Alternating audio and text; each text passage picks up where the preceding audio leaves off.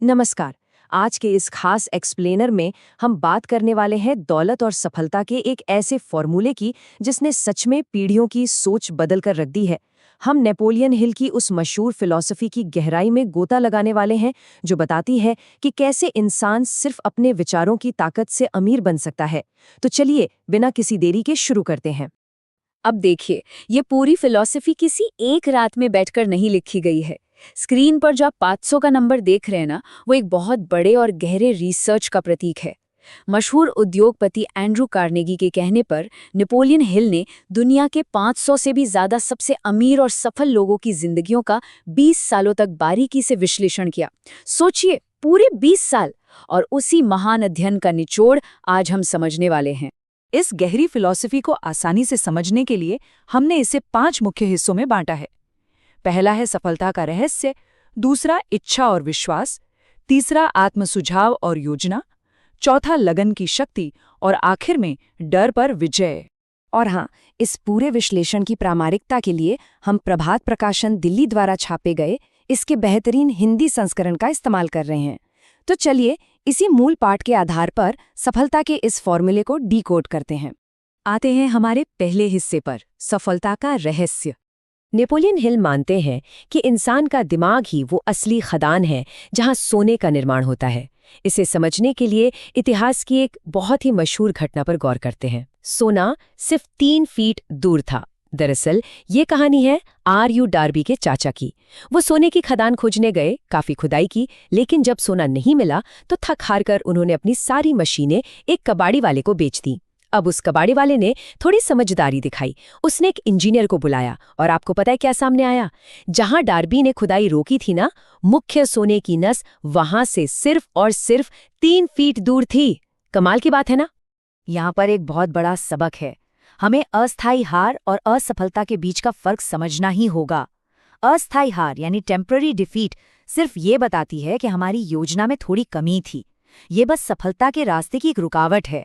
लेकिन असली असफलता तो तब होती है जब कोई इंसान कोशिश करना ही छोड़ दे, बिल्कुल डार्बी की तरह, जो अपनी मंजिल से महज 3 फीट पहले रुक गए थे।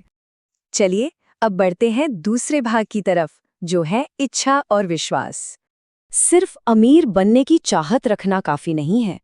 उस इच्छा को हकीकत में बदलने के लिए 6 बहुत ही प्रैक्टिकल कदम बताए गए हैं। सबसे पहले एक बिल्कुल सटीक राशि तय कीजिए कि कितना पैसा चाहिए। दूसरा, ये तय कीजिए कि उस पैसे के बदले समाज को क्या सेवा दी जाएगी। तीसरा, एक पक्की तारीख सेट कीजिए। चौथा, एक मजबूत प्लान बनाइए। पांचवा, इस पूरी बात को एक जगह स्पष्ट रूप से लिख लीजिए। और छठा, जो कि सबसे जरूरी है, उस लिखे हुए बयान को दिन में 2 बार पूरे विश्वास के साथ जोर जोर से पढ़िए।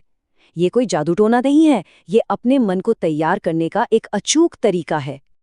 अब ये ज्वलंत इच्छा यानी बर्निंग डिजायर क्या होती है, इसे एडविन सी बार्न्स की कहानी से बेहतर कोई नहीं समझा सकता।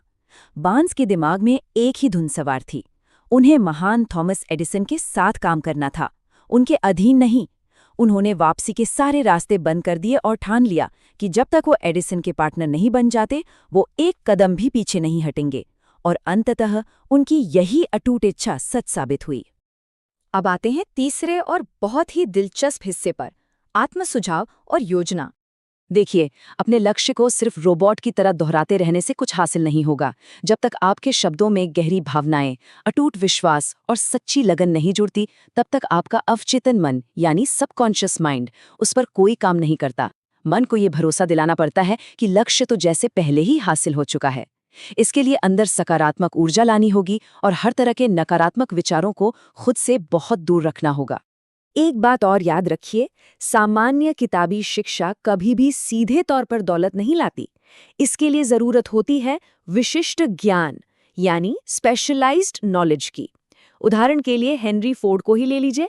उनके पास कोई बहुत बड़ी स्कूली डिग्री नहीं थी, लेकिन उनके पास विशिष्ट ज्ञान को सही तरीके से इस्तेमाल करने की कमाल की समझ थी। एक मास्टरमाइंड ग्रुप बनाकर समझदार लोगों के साथ मिलकर कोई भी इंसान अपने ज्ञान को एक स्पष्ट योजना में ढालकर दौलत कमा सकता है। हमारा चौथा भाग है लगन की शक्ति। इतिहास में ऐसे कई लेजेंड्स हैं जो बताते हैं कि लगन क्या होती है। एक तरफ थॉमस एडिसन है, जिन्हें अपना मशहूर लाइट बल्ब बनाने से पहले 10,000 बार अस्थायी हार का सामना करना पड़ा। जरा सोचिए, 10,000 बार। दूसरी तरफ हेनरी फोर्ड हैं। उनके अपने ही इंजीनियर्स ने कह दिया था कि V8 इंजन बनाना बिल्कुल असंभव है, लेकिन फोर्ड कहाँ हार मानने वाले थे। उन्होंने सालों तक उन्हें उसी काम पर लगाए रखा और अंततः वो असंभव काम कर दिखाया। यही होती है लगन की असली ताकत। इसी बात पर किताब का एक बहुत ही शानदार और असरदार वाक्य याद आता है, भगोड़े लोग कभी नहीं जीतते और जीतने वाले कभी नहीं भागते। अगर किसी खराब योजना की वजह से कोई बीच में ही हार मान लेता है, तो समझ लीजिए वो खुद अपने हाथों से अपनी सफलता के दरवाजे बंद कर रहा है। लक्ष्य तक पहुंचने के लिए बिना रुके आगे बढ़ने का जज्बा होना ही चाहिए। और अब आखिरी और 5वां भाग, डर पर विजय। सफलता के 3 सबसे बड़े दुश्मन होते हैं और ये तीनों आपस में बहुत गहराई से जुड़े हैं। शुरुआत होती है अनिर्णय से, यानी फैसला न ले पाने से। ये अनिर्णय चुपचाप शंका में बदल जाता है, और जब अनिर्णय और शंका आपस में मिल जाते हैं ना, तो वो एक ऐसे भयानक डर का रूप ले लेते हैं जो इंसान को बिल्कुल लकवाग्रस्त कर देता है। अपने मन को आज़ाद करने के लिए इन तीनों को बाहर निकालना बहुत ही ज़रूरी है।